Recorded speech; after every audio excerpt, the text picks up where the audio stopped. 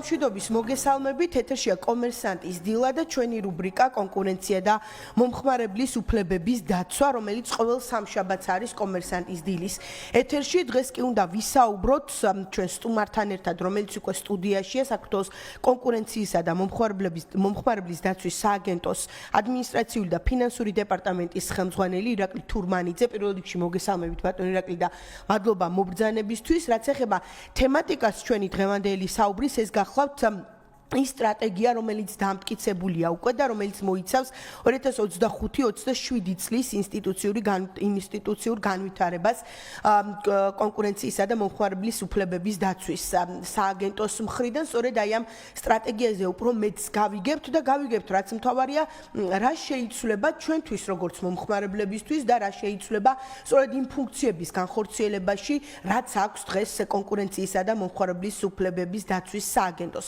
მოგესალმებით კიდევ ერთხელ, მადლობა მობრძანებისთვის და მოდი დავიწყოთ სწორედ აი ამ სტრატეგიით. ჯერ ცოტა ზოგადად რომ გითხრათ, საერთოდ რა დოკუმენტია ეს, რა არის მისი მიზნები, მთავარი მიზნები მომდევნო 2 წლის განმავლობაში. მოგესალმებით.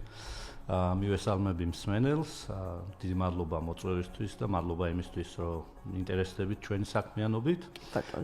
როგორც იცით, კონკურენციის და მომხმარებლის დაცვის სააგენტოს რამდენიმე მიმართულებით მუშაობს. ერთი ეს არის კონკურენციის მიმართულება, რაც თავის თავში გულისხმობს ბაზარზე სამართლიანი კონკურენტული გარემოს უზრუნველყოფას, მომხმარებლის უფლებების დაცვის მიმართულება, რა თქმა უნდა, და შემდეგ ეს არის ანტიდემპინგური ღონისძიებები, რაც თავის თავში გულისხმობს ადგილობრივი ინდუსტრიის დაცვას დემპინგური იმპორტისაგან. დემპინგური ფასებისგან. აღნიშნული მიმართულებით საქმიანობის პროცესში სხვადასხვა გამოწვევებს და სხვადასხვა პრობლემებს ვაწყდებით ხოლმე და ზუსტად ამ გამოწვევების საპასუხოდ და აღნიშნული პრობლემების მოგვარების მიზნით სააგენტომ შეიმუშავა 2025-2027 წლების ინსტიტუციური განვითარების სტრატეგია. აღნიშნული სტრატეგია რამდენიმე მიმართულებას მოიცავს. პირველი ეს არის საქმიანობის ძირითადი მიმართულებების განვითარება. აღნიშნული მიმართულებით ჩვენ გეგმავთ სხვადასხვა ღონისძიებების განხორციელებას და მათ შორის ეს არის საკანონმდებლო ცვლილებების პროცესში და ნორმატიული აქტების დახვეწის პროცესში ჩვენი მონაწილეობა. როგორც იცით, ჩვენი კომპეტენციის ფარგლებში საკმაოდ აქტიურად ვართ ჩართული ადგილობრივი საკანონმდებლო ბაზის ევროკავშირის კანონმდებლობასთან დაახლოების პროცესში და განვითარების სხვადასხვა ეტაპზე სხვადასხვა საკანონმდებლო ცვლილებების საჭიროება წარმოიშვება ხოლმე. ზუსტად ამ პროცესში ჩვენ ანალიზს ვუკეთებთ ჩვენი საქმიანობის დროს იმ საკანონმდებლო ბაზას, რომლითაც ჩვენ ყოველდღიურად ხელმძღვანელობთ და ამ ანალიზის შედეგად წარმოჩინდება ხოლმე სხვადასხვა გეფები, სხვადასხვა საჭიროებები, რომლებიც შემდგომში საჭიროებს ცვლილებას. ჩვენი კომპეტენციის ფარგლებში შესაბამისად წარმოადგენთ ხოლმე ჩვენს აზრს, მოსაზრებებს, შესაბამის კომპეტენტურ უწყებებს. შემდგომი საკითხი, რასაც მოიცავს ძირითადი მიმართულებები, ეს არის სახელმძღვანელო დოკუმენტების ეგრეთ წოდებული გაიდლაინების შემუშავება. ჩვენ აქტიურად თანამშრომლობთ როგორც ჩვენ უცხოელ კოლეგა უწყებებთან, ასევე წარმოდგენილი ვართ სხვადასხვა საერთაშორისო პლატფორმებზე და მაქსიმალურად ვცდილობთ გავიზიაროთ საერთაშორისო გამოცდილება და ჩვენი ყოველდღიური საქმიანობა დაფუძნებული იყოს კარგ საერთაშორისო გამოცდილებაზე და რა თქმა უნდა ადგილობრივ ნორმატიულ ბაზაზე. ზუსტად აქედან გამომდინარე 2025-27 წლების განმავლობაში ვცდილობთ შევიმუშაოთ სახელმძღვანელოები, ეგრეთ წოდებული გაიდლაინები, რათა ჩვენს მიერ მიღებული გადაწყვეტილებები დაფუძნებული იყოს და ინსტიტუციურად დაფუძნებული იყოს საერთაშორისო გამოცდილებაზე და მაქსიმალურად იყოს ინსტიტუციურად გამაგრებული. შემდეგი მიმართულება, რომელსაც ჩვენი სტრატეგია მოიცავს, ეს არის საზოგადოების ცნობიერების დონის ამაღლების ღონისძიებები. ამ მიმართულებითაც გეგმავთ მომავალ წელს სხვადასხვა აქტივობებს. ეს იქნება შეხვედრები დაინტერესებულ მხარეებთან, შეხვედრები სხვადასხვა მოწყვლად ჯგუფებთან, უმცირესობებთან. ჩვენ გამოვყოფ ერთ-ერთ ძალიან საინტერესო პროექტს, რომელსაც უკვე წელს ჩავუყრით საფუძველს და დავიწყებთ. ეს არის შეხვედრები საგანმანათლებლო დაწესებულებებთან. ეს იქნება როგორც სკოლები, ასევე უმაღლესი დაწესებულებები. მომზადებული გვაქვს ადაპტირებული პრეზენტაციები სკოლის მოსწავლეებისთვის, ეს იქნებიან უფროს კლასელები და მათ წარუდგენთ ინფორმაციას ჩვენი საქმიანობის შესახებ. ეს იქნება როგორც კონკურენციის მიმართულება, ასევე მომხმარებლების უფლებების დაცვის კუთხითაც.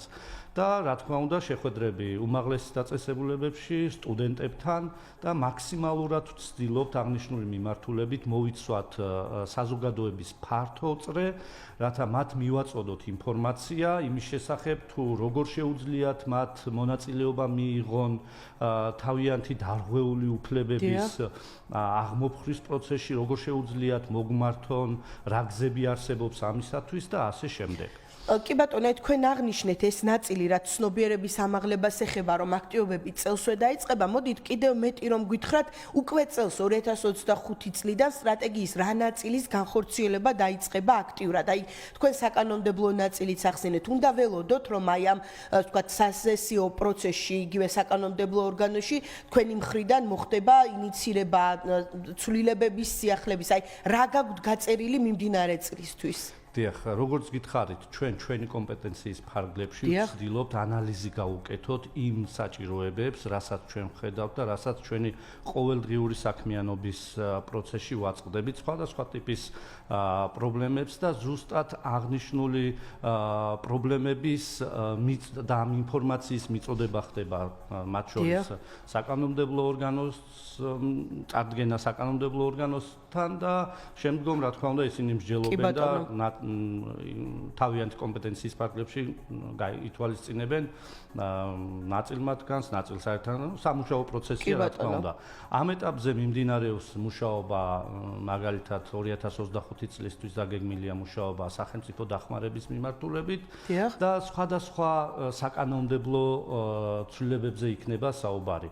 რასაც ჩვენ უკვე 2025-27 წლის განმავლობაში ვგეგმავთ. ასევე ამ წლების განმავლობაში ჩვენთვის ერთ-ერთი მნიშვნელოვანი პროექტია, რაც წინა წლებში ჩაეყარა საფუძველი და მომავალ წელსაც ვგეგმავთ, რომ გავაგრძელოთ. ეს არის მომხმარებლების კვირეული და რაც ასევე ემსახურება საზოგადოების ცნობიერების ამაღლებას. ამ კვირეულის განმავლობაში ჩვენ ვცდილობთ მოვიცვათ რეგიონები, გავიდეთ რეგიონებში, შეხვედრები ჩავატაროთ ადგილობრივ თვითმმართველობის წარმომადგენლებთან ერთად, ვცდილობთ დავაორგანიზოთ შეხვედრები, წარუდგინოთ მათ ინფორმაცია, პრეზენტაციები, ფლაიერები იმ საქმიანობის შესახებ, რასაც ჩვენ ვახორციელებთ და ასევე რა თქმა უნდა, რაც მნიშვნელოვანია, მათი ჩართულობა უზრუნველყოთ და მათ მივაწოდოთ ინფორმაცია, თუ როგორ შეუძლიათ მათ რა თქმა უნდა, მომხმარებლების უფლებების კუთხით დარღვეული უფლებების აღდგენა, რა გზები არსებობს იმისათვის, რომ მათ მოგმართონ ჩვენ. ჩვენი სტრატეგიის ფარგლებში ასევე ერთ-ერთი სტრატეგიულ მიმართულებად გამოყოფილი გვაქვს საერთაშორისო და ადგილობრივ ორგანიზაციებთან თანამშრომლობა. ანუ ეს არასამთავრობო და ასოციაციების ნაწილი? მათ შორის და ისინი ჩვენ საქმიანობის პროცესში მაქსიმალურად ვცდილობთ გადაწყვეტილების მიღების პროცესში ჩავრთოთ ისინი, მოვაწყოთ სხვადასხვა ტიპის სამუშაო შეხვედრები, რომ თითოეულ ამ ჩვენს მიერ მიღებულ გადაწყვეტილებებისას მათი ჩართულობა იყოს უზრუნველყოფილი. ასევე საერთაშორისო ორგანიზაციებთან თანამშრომლობის კუთხით თქვენ იცით, რომ ჩვენ წელს უკვე მესამედ 2024 წელს უკაცრავად მესამედ ჩავატარეთ საერთაშორისო კონფერენცია, მესამე საერთაშორისო კონფერენცია კონკურენციის და მომხმარებლის უფლებების დაცვის კუთხით და აღნიშნულ კონფერენციაში ჩართული არიან როგორც საერთაშორისო ორგანიზაციები კონკურენციის და მომხმარებლის მიმართულებით, ასევე ჩვენი კოლეგა უწყებები და ამ მიმართულებით უცხოელი კოლეგა უწყებები, ამ მიმართულებით მაქსიმალურად ვცდილობთ გავიზიაროთ საერთაშორისო გამოცდილება და ვაძლევთ ადგილობრივ როგორც ეკონომიკურ აგენტებს, ასევე სხვადასხვა დაინტერესებულ მხარეებს, ვაძლევთ პლატფორმას, საშუალებას, რომ უშუალოდ დაუსვან შეკითხვები, გაუზიაროთ საერთაშორისო გამოცდილება, დაუსვან შეკითხვები საერთაშორისო ორგანიზაციების წარმომადგენლებს და ეს ამ პლატფორმით ჩვენ ძალიან ვამაყობთ და გვინდა რომ მომავალ 2025-27 წლების განმავლობაში, რა თქმა უნდა, გავაგრძელოთ აღნიშნული კონფერენციების ჩატარება. ამ კონფერენციაში გარდა კონკურენციის სააგენტოსა მონაწილეობას იღებენ ადგილობრივი ჩვენი კოლეგა უწყებები, ეს არის ეროვნული ბანკი, სემეკი, მარეგულირებლები, როგორც იცით, ჩვენი საქმიანობა გარკვეულ ეტაპზე გადაჭაჭულია, როგორც კონკურენციის, ასევე მომხმარებლების უფლებებით და ეს 5 ადგილობრივი უწყება ერთმანეთთან თანამშრომლობით ცდილობს აი ამ პლატფორმის გამოყენებით მაქსიმალურად აღნიშნულ კონფერენციაზე ვცდილობთ ჩვენი განვლილი საქმიანობის წარმოვადგინოთ, ვისაუბროთ იმ გამწვევების შესახებ, რომელიც წინაშე ჩვენ ვდგავართ და რა თქმა უნდა საშუალება ეძლევა ადგილობრივი ბიზნესის წარმომადგენლებს მოისმინოს საერთაშორისო გამოცდილება წელსაც 2024 წელსაც საკმაოდ წარმომადგენლობითი იყო ჩვენი კონფერენცია, დაახლოებით 300-ზე მეტი დელეგატი ესწრებოდა, დიახ. კი ბატონო, მოდით აი სტრატეგიაზე ხა 2025-27 წლებზე ვსაუბრობ, თუმცა ასეთი ვთქვათ განვითარების სტრატეგია კონკურენციისა და მომხმარებლების უფლებების დაცვის სააგენტოს ჰქონდა 2022-24 წლებისთვისაც, ხომ? ისიც აღნიშნოთ, რომ ჯერ ძალიან ახალია მაინც აი ეს კანონმდებლობა, განსაკუთრებით მომხმარებლის უფლებებს თუ ავიღებთ და გარკვეული დრო სჭირდება, რომ ეს ერთი პრაქტიკაში დაინერგოს და ეს ცნობიერების ამაღლების ნაწილი ძალიან მნიშვნელოვანია, რომ ადამიანებმა იცოდნენ რისი უფლებები აქვთ. თუმცა მაინც აი რისი მიღწევა მოხერხდა 2022-24 წლების სტრატეგიის ფარგლებში თუ იქნა ის მიზნები მიღწეული და მაინც აი ეს გამოწვევები რა არის მთავარი გამოწვევები რაც რჩება. პრინციპში ნაწილობრივ ვისაუბრეთ, მაგრამ მაინც სწორედ აი განვლილი 2 წლის გამოცდილებიდან რომ გადავხედოთ. დიახ, როგორც გითხარით, სტრატეგია გვაძლევს საშუალებას ჩვენ დავიგეგმოთ და ასე ვთქვათ, გეგმაზომიერად განვახორციელოთ ის და პასუხი გავცეთ იმ გამოწვევებს, რომლებიც ჩვენ წინაშე დგას და იმ წლებში 2022-24 წლებში სხვადასხვა ტიპის გამოწვევები იდგა ჩვენს წინაშე. ერთ-ერთი მნიშვნელოვანი რაც იყო, ეს იყო ცნობიერების საზოგადოებაში ცნობიერების ამაღლების კუთხით გასატარებელი ღონისძიებები და ნაწილობრივ მე ვისაუბრე უკვე ეს საკმაოდ კარგი პლატფორმა, რომელსაც ჩვენ საფუძველი ჩაუყარეთ, ზუსტად ამ წლებს ეკუთვნის. ეს არის მომხმარებლების კვირეული, ნაწილობრივ ვისაუბრე ამაზე, მოვიცავთ, რაც ჩვენთვის ძალზე მნიშვნელოვანია, უკვე გავდივართ რეგიონებში და რეგიონებში ვესაუბრებით მოსახლეობას იმ უფლებების შესახებ, რაც მათ აქვთ, როგორ შეუძლიათ აი ჩვენთან მომართვით თავიანთი უფლებების აღდგენა და ასე შემდეგ. ასევე ის პლატფორმა საერთაშორისო კონფერენცია, რომელსაც ჩვენ უკვე მესამე წელია წარმართავთ და მომავალი სტრატეგიის ნაწილიც არის, რომ აღნიშნული კონფერენცია ყოველწლიური რა ტრადიციაც არის დაფუძნებული და ჩამოყალიბებული გაგრძელდეს და ესეც რა თქმა უნდა ამ წლების სტრატეგიით იყო გაცხადებული. ასევე ძალზე მნიშვნელოვანი იყო 2022-24 წლების სტრატეგიაში გაწერილი ორგანიზაციული განვითარების კუთხით გაწეული სხვადასხვა მნიშვნელოვანი ღონისძიებები, ჩვენი სტრუქტურა გაძლიერების ნაწილს გულისხმობს. რა თქმა უნდა, ჩვენი სტრუქტურა შეიცვალა ამ წლების განმავლობაში და გაზიარებული იქნა ჩვენი უცხოელი კოლეგა უწყებების გამოცდილება და მაქსიმალურად მოერგო ამ საერთაშორისო გამოცდილებას ჩვენი სტრუქტურა ინფრასტრუქტურა, შემუშავებული იქნა ადამიანური რესურსების განვითარების სახელმძღვანელო, რომლის საფუძველზეც უკვე მომავალ წელს გეგმავთ თანამშრომლების შეფასების სისტემის დანერგვას, რომლის მიზანი იქნება ჩვენი საკადრო რესურსის საჭიროებების გამოვლენა, სხვადასხვა ტრეინინგ კურსების, სხვადასხვა ვორქშოპების თუ სემინარების დაგეგმვა, რათა ჩვენი რესურსი უფრო მეტად ეფექტური გავხადოთ, რომ შემდგომ რა თქმა უნდა მაქსიმალური კომფორტი შევთავაზოთ როგორც მომხმარებელს, ასევე ეკონომიკურ აგენტებს. კი ბატონო, მათ შორის მანდატიც გაიზარდა მომხმარებელთა უფლებების ნაწილი დაგემატათ, რაც საკმაოდ მნიშვნელოვანი კომპონენტი და ნაწილია სააგენტოს ფუნქციონირებისთვის. მოდით ახლა დასასრულისკენ რომ შევკრათ ჩვენი დღევანდელი საუბარი ამ სტრატეგიაზე, როდესაც ვსაუბრობთ, რა გვექნება უკვე 2027 წლისთვის, ბუნებრივია თუ აი ეს განხორციელება იმ გეგმის, რაც გაქვთ გაწერილი, მოხერხდა და აი ეს პროცესი წავიდა როგორც დაგეგმილია, სად ვიქნებით უკვე 2027 წლისთვის, აი ჩვენ დასაწყისში თქვენ ახსენეთ ევროკავშირთან და ევროპასთან ეს ჰარმონიზაციის პროცესი, იქნება თუ არა უკვე ერთგვარად დასრულებული ეს ყველაფერი, რომ უკვე სრულით აი ამ პროცესების და სააგენტომ შეძლოს საკუთარი ფუნქციების შესრულება. დიახ, 2025-27 წლების ინსტიტუციური განვითარების სტრატეგიაზე მუშაობის დროს ჩვენ დავისახეთ ხედვა, რომ 2027 წლისთვის კონკურენციის და მომხმარებლის დაცვის სააგენტო უნდა იყოს უფრო მეტად განვითარებული, იყოს უფრო მეტად ეფექტური და საკანონმდებლო ცვლილება მაქსიმალურად მორგებული ევროკავშირის სხვადასხვა დირექტივებთან და ევროკავშირის საკანონმდებლო ჩარჩოსთან.